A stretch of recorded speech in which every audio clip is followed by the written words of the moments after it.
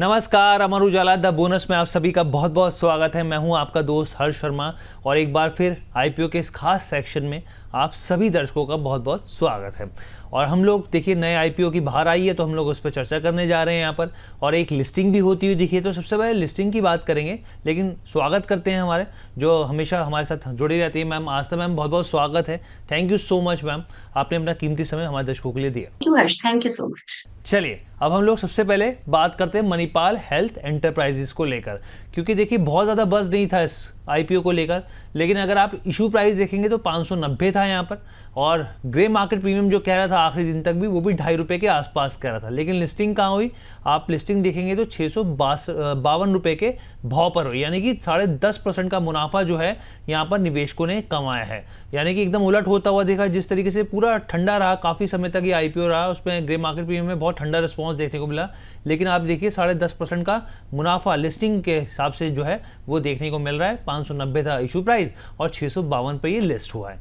अब आस्था मैम मैं आपसे ही समझना चाह रहा हूँ यहाँ पर मणिपाल हेल्थ एंटरप्राइजेस को लेकर जो आपने अपनी प्रतिक्रिया दी थी मैम, इस हिसाब से अब जो लिस्टिंग होती हुई दिखी है, क्या मानना है आगे की क्या रणनीति बनानी चाहिए, और क्या निवेशकों को यहाँ पर एंट्री का मौका मिलना चाहिए, एंट्री करनी चाहिए यहाँ पर, या जो जिनके पास आईपीओ है उनको बने रहना चाहिए? आपका क्या नजरिया रहेगा?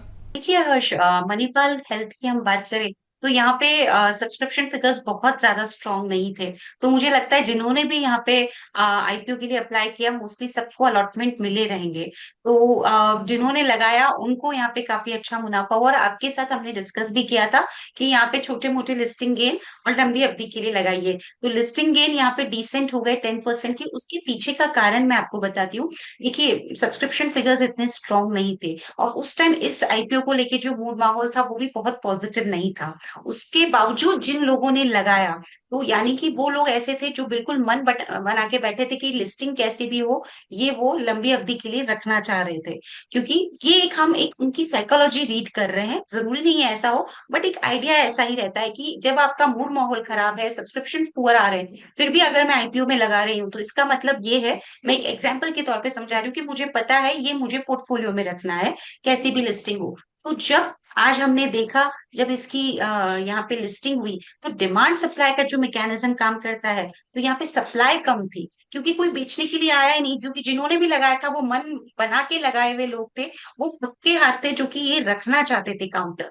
तो उन्होंने फिर जब सेलिंग नहीं आती है तो डेफिनेटली प्राइस कब बढ़ता है, जब डिमांड होती है और सेलिंग नहीं होती है।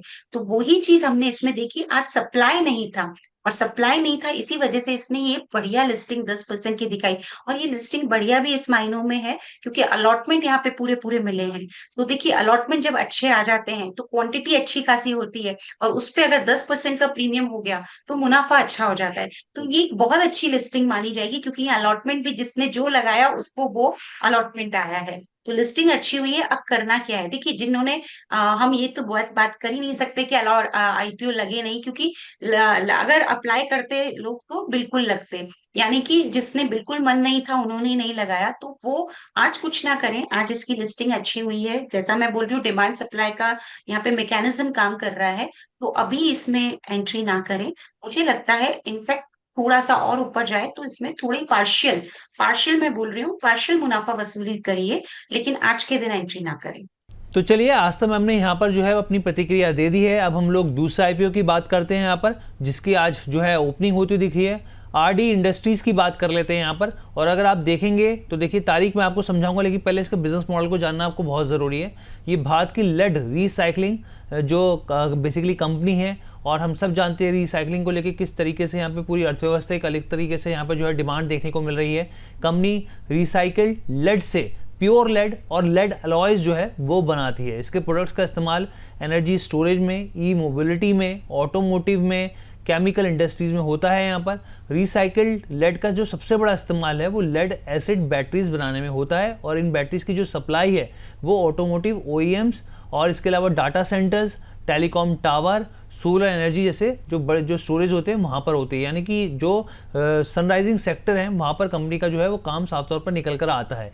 लेड प्राइस रिस्क से बचाव को अगर आप देखेंगे यहाँ पर कंपनी की करीब करीब 80% जो रेवेन्यू है वो रिसाइकिल्ड प्योर लेड से ही आता है और लेड अलॉय से ही आता है यहाँ पे। हालांकि आप एक चीज़ समझ लीजिए, लेड प्राइस में उतार चढ़ाव ज़रूर देखने को मिलता है, इस चीज़ को ज़रूर ध्यान रखिएगा।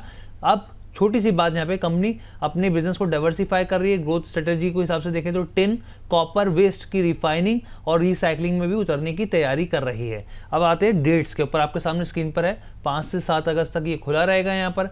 अगर आप लिस्टिंग डेट की बात करेंगे तो 12 अगस्त को इसकी लिस्टिंग होगी। फेस वैल्यू 2 रुपये प्रति शेयर है। प्राइस बैंड की बात करेंगे तो 50 रुपये से लेकर 53 रुपये है। अपर प्राइस बैंड 53 रुपये का है। एक लॉट में 281 शेयर्स होंगे यहाँ पर। इसके अलावा अगर आप आगे बढ़ेंगे, प्राइस बैंड 50 से लेकर 53 रुपये का दिखेगा आपको यहाँ पर, और एक लॉट में 281 शेयर्स होंगे। टोटल इशू साइज अगर आप देखेंगे तो अगर शेयरों के हिसाब से देखेंगे तो वो 8 करोड़ से ज़्यादा के शेयर्स हैं। टोटल जो इशू साइज देखेंगे तो 426 करोड़ का है, जिसमें से फ्रेश इशू जो है वो 6 करोड़ शेयर यानी कि 320 करोड़ का है, और बाकी हिस्सा जो है वो ऑफर फॉर सेल का 106 करोड़ का, यानी कि फ्रेश इशू जो है बड़ा है 320 करोड़ का और 106 करोड़ का ऑफर फॉर सेल है। आगे बढ़ते हैं, फाइनेंशियल्स को टटोलते हैं। फाइनेंशियल्स क्या कह रहे हैं? अगर आप फाइनेंशियल्स को देखेंगे यहाँ पर तो आपको देखने को मिलेगा, सबसे पहले एसेट्स की बात करेंगे 24, 25, 26 में, तो आप देखेंगे कंपनी के जो एसेट्स हैं वो लगातार बढ़ रहे हैं यहाँ पे। टोटल इनकम कमाई की बात करेंगे तो आप देखिए अच्छा खासा जंप दिखेगा आपको। कहाँ 2024 में 463 करोड़ पे थी, फिर वहाँ से जंप आया 743 करोड़ पे, और फिर 1000 करीब 1150 करोड़ के पार निकल गया। प्रॉफिट आफ्टर टैक्स में भी आपको एक अच्छा सिनेरियो दिखेगा, जंप के हिसाब से 9 करोड़ से सीधा 85 करोड़ पे आया है, तो एक अच्छा खासा जंप है। कामकाजी मुनाफे में देखेंगे तो वहाँ पर भी, लेकिन हाँ ये ज़रूर है कि कंपनी की बोरिंग भी जो है वो लगातार बढ़ती हुई दिख रही है। अब ग्रे मार्केट प्रीमियम क्या कह रहा है वो आपके सामने हम लोग रख देते हैं। ग्रे मार्केट प्रीमियम को अगर आप देखेंगे तो वो 8 रुपये फिलहाल के लिए दिखा रहा है। अपर प्राइस बैंड 53 रुपये है, जो मैं आपको बता रहा था। लिस्टिंग की संभावना जो है वो 61 के भाव पर है, यानी कि 15% की लिस्टिंग की संभावना फिलहाल के लिए यहाँ पर दिख रही है। अब प्रमोटर की हिस्सेदारी की मैं बात करूँ तो यहाँ पे प्रमोटर की हिस्सेदारी 67.36% है यहाँ पर, ओवरऑल जो नंबर निकल कर आ रहे हैं यहाँ पे। लेकिन अब ऐसे में आपके लिए क्या सलाह रहेगी, क्या करना चाहिए आपको, तो इसके लिए हम लोग जो है वो मैम की सलाह ले लेते हैं, आस्था मैम की। मैम क्या मानना है इस IPO का, क्योंकि हम लोग देख रहे हैं बहुत सारे मेटल रिसाइकलिंग से जुड़े जो कंपनियां हैं वो लिस्ट हो रही हैं, कुछ समय पहले भी कंपनी लिस्ट हुई है। क्या आपकी सलाह रहेगी यहाँ पर, क्या आपको मानना है कि क्या करना चाहिए निवेशकों को? देखिए हर्ष, मणिपाल हेल्थ की हम बात करें तो यहाँ पे सब्सक्रिप्शन फिगर्स बहुत ज्यादा स्ट्रांग नहीं थे। तो मुझे लगता है जिन्होंने भी यहाँ पे IPO के लिए अप्लाई किया मोस्टली सबको अलॉटमेंट मिले रहेंगे। तो जिन्होंने लगाया उनको यहाँ पे काफी अच्छा मुनाफा हुआ, और आपके साथ हमने डिस्कस भी किया था कि यहाँ पे छोटे मोटे लिस्टिंग गेन और लंबी अवधि के लिए लगाइए। तो लिस्टिंग गेन यहाँ पे डिसेंट हो गए 10% की। उसके पीछे का कारण मैं आपको बताती हूँ।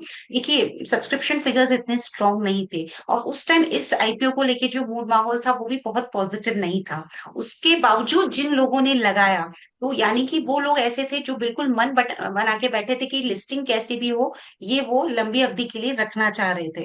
क्योंकि ये हम एक उनकी साइकोलॉजी रीड कर रहे हैं, जरूरी नहीं है ऐसा हो, बट एक आइडिया ऐसा ही रहता है कि जब आपका मूड माहौल खराब है, सब्सक्रिप्शन पुअर आ रहे हैं, फिर भी अगर मैं IPO में लगा रही हूँ तो इसका मतलब ये है, मैं एक एग्जाम्पल के तौर पर समझा रही हूँ कि मुझे पता है ये मुझे पोर्टफोलियो में रखना है कैसी भी लिस्टिंग हो। तो जब आज हमने देखा, जब इसकी यहाँ पे लिस्टिंग हुई, तो डिमांड सप्लाई का जो मैकेनिज्म काम करता है, तो यहाँ पे सप्लाई कम थी क्योंकि कोई बेचने के लिए आया ही नहीं। क्योंकि जिन्होंने भी लगाया था वो मन बना के लगाए हुए लोग थे, वो पक्के हाथ थे जो कि ये रखना चाहते थे काउंटर। तो उन्होंने फिर जब सेलिंग नहीं आती है तो डेफिनेटली प्राइस कब बढ़ता है, जब डिमांड होती है और सेलिंग नहीं होती है। तो वही चीज हमने इसमें देखी, आज सप्लाई नहीं था, और सप्लाई नहीं था इसी वजह से इसने ये बढ़िया लिस्टिंग 10% की दिखाई। और ये लिस्टिंग बढ़िया भी इस मायनों में है क्योंकि अलॉटमेंट यहाँ पे पूरे पूरे मिले हैं।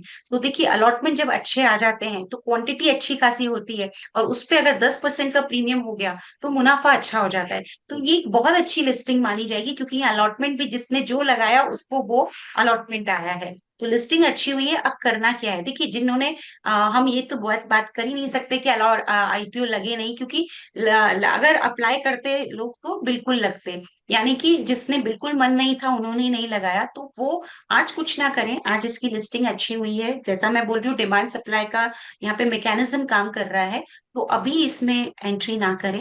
मुझे लगता है इनफैक्ट थोड़ा सा और ऊपर जाए तो इसमें थोड़ी पार्शियल पार्शियल मैं बोल रही हूँ, पार्शियल मुनाफा वसूली करिए, लेकिन आज के दिन एंट्री ना करें।